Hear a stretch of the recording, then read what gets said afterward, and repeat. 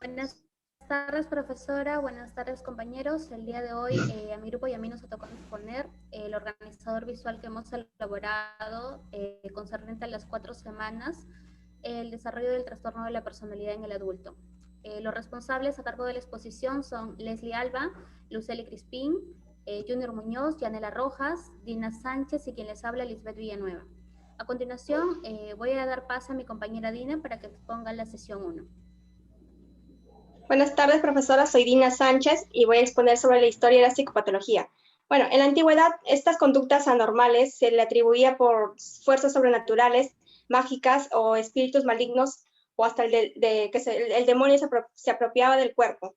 También se le llamaba también exorcismo. En aquel tiempo también los cuerpos que se comportaban de una manera extraña hacían que les hagan intervenciones, descargas eléctricas o cirugías cerebrales. En la Edad Media se impuso una visión de locura que haciendo que esa persona que tenga esa conducta era por un castigo divino ante el pecado. También se hizo identificación y persecución de las anormalidades como la brujería. En la segunda mitad del siglo XX se desarrolló el conductismo. Vamos a definir el término psicopatología etimológicamente. Psique es alma, razón, patos es enfermedad, logía es discurso racional. Etimológicamente también la psicopatología se define como el estudio de dolencias del alma. A continuación voy a pasar a mi compañera Yanela. Buenas tardes, mi nombre es Yanela Rojas. Continuando con la exposición, sesión 2, trastornos de personalidad adulto. El trastorno de personalidad es un tipo de trastorno mental en la cual tienes un patrón de pensamiento, desempeño y comportamiento poco saludable. También tiene problemas para percibir y relacionarse con los demás. Trastornos de la personalidad del adulto. Teorías etiológicas y epidemiológicas. Las teorías son un proceso del desarrollo en las que influyen variables tanto biológicas, psicológicas y social. Biológicas, esto constituye en un buen ambiente familiar. Psicológicas se refiere a los rasgos de la personalidad y social se refiere a las distorsiones de pensamiento. Doy el paso a mi compañera Leslie. Buenas tardes, profesora. Me toca hablar sobre los criterios diagnósticos. Los criterios diagnósticos es el trastorno de la personalidad paranoide, esquizoide, esquizotípica, antisocial, el trastorno de la personalidad del límite.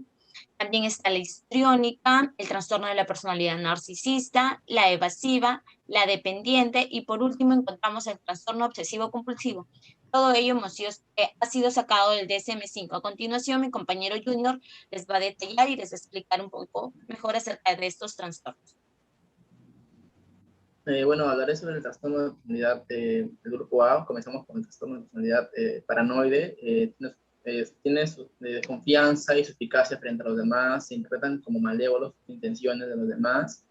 El trastorno de personalidad esquizoide es un patrón dominante de desapego en las relaciones interpersonales y poca expresión en el contexto interpersonal.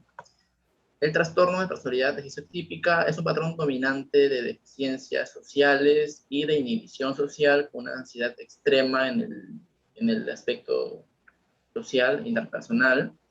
El trastorno de personalidad antisocial desobedeces las reglas y muestras una vulneración a los derechos de los demás. El trastorno de personalidad límite es un patrón de desapego en las relaciones interpersonales y una impulsividad extrema y también carece de afecto. El trastorno de personalidad histriónica es un patrón dominante de atención excesiva y una búsqueda de atención. El trastorno de personalidad narcisista es una persona que se cree superior a los demás, un comportamiento, una fantasía de superioridad y de admiración y falta de empatía. El trastorno de personalidad evasiva es un patrón dominante de inhibición social, de incompetencia y de hipersensibilidad a la evaluación negativa. El trastorno de personalidad dependiente es un patrón dominante y excesivo de que lo cuiden, de que lo protejan, sumiso y tiene un apego exagerado y miedo. El trastorno de personalidad obsesivo-compulsivo es un patrón dominante de preocupación al orden, al perfeccionismo y al control mental e interpersonal. Daré paso a mi compañera. Muy bien, siguiendo con la exposición, en este caso no sería posible, digamos, tener un buen tratamiento o, digamos, salir o ver alguna salida, dicho en otros casos, con referente a los trastornos de la personalidad, si no existiera lo que es algún tipo de tratamiento a través de un psicodiagnóstico, va a conllevar a un tratamiento, pero sobre todo ello a una prevención. En este caso, para tener en cuenta, no existe una forma definida con referente a la prevención para los trastornos de la personalidad, pero sí podríamos tener en cuenta que el trastorno, en este caso, perdón, la personalidad se compone de dos factores principales. En principio, que es el temperamento y el carácter, que uno de ellos es por parte de la herencia genética y lo otro que viene a ser influida por el medio. Aquí podríamos nosotros tratar la infancia del niño con referente a lo que es que esté rodeado de valores, una buena educación, el cariño, la protección por parte de los padres, ¿no? Que es lo esencial para poder tener un adulto, digamos, mentalmente sano. Ahora, con referente al tratamiento, podríamos nosotros tener en cuenta lo que son las psicoterapias.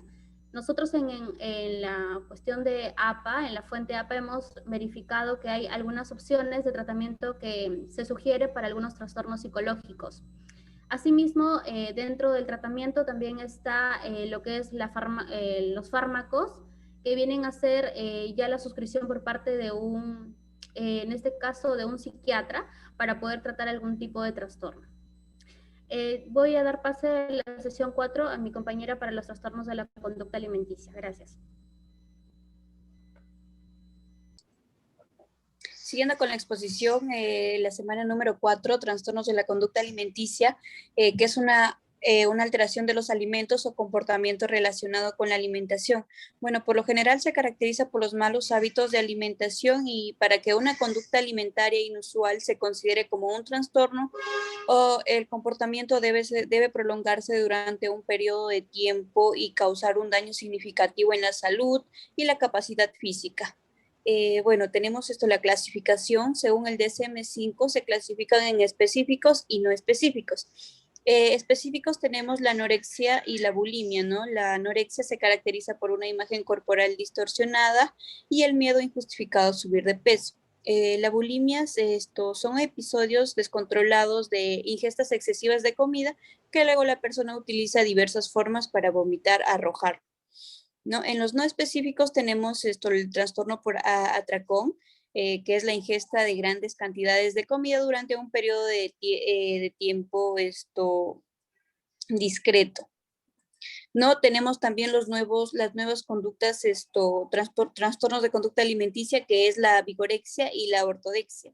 La vigorexia, las personas que tienen este trastorno se caracterizan por hacer mucho ejercicio físico, la cantidad de tiempo que dedican al ejercicio físico es excesivo, alteración en la imagen corporal, y la mayoría de las personas que sufren este trastorno son hombres de edades entre 18 y 25 años. Tenemos la ortorexia, que las personas con este trastorno se caracterizan por pensar más de 3 horas al día en una dieta sana, se preocupan por la calidad de los alimentos más que por el placer de consumirlos. Tienen sentimiento de culpa cuando no cumplen las convicciones dietéticas, ¿no? La planificación excesiva de lo que comerá al día siguiente. Tenemos los factores de mantenimiento, el factor biológico. Bueno, en hermanos es el de 6%, y familiares de primer grado en mujeres es de 8%, de 8 veces mayor. Tenemos el modelo de malnutrición, alteraciones del vacío gástrico. En cuanto al factor psicológico, para el modelo cognitivo-conductual de la anorexia, el problema familiar e interpersonal son los que dan lugar a la insatisfacción, lo cual les hace que se tienda a buscar la perfección. Y en cuanto al modelo cognitivo-conductual de la bulimia, existe una baja autoestima y una excesiva preocupación por el peso y figura, lo cual lo lleva a hacer dietas extremas, ¿no? En cuanto al factor familiar, tenemos la muerte de los padres, divorcio y el abuso físico. Ya. Bueno, eso sería todo conmigo. Muchas gracias.